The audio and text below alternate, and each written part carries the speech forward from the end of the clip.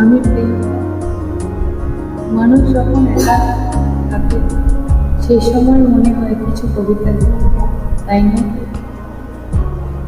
চোখের আড়াল হতে দিতাম না তোমায়, যদি ফিরে পেতাম 20টি বছর।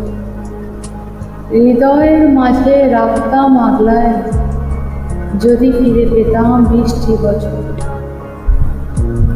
জীবনের নতুন অধ্যায় শুরু করতাম না আমি, যদি ফিরে পেতাম 20টি বছর।